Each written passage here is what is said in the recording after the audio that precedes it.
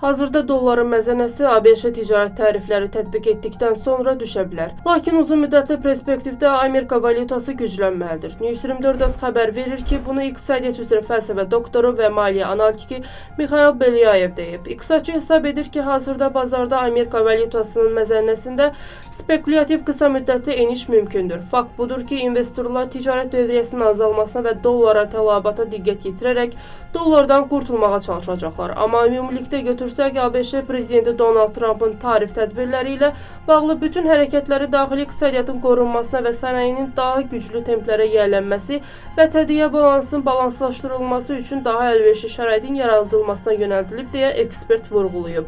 Ekspert eyni zamanda hesab edir ki, uzun müddətli perspektivdə bu dolların ucuzlaşmasının qarşısını alacaq və ya hətta fundamental mənada möhkəmlənməsinə təsir göstərəcək.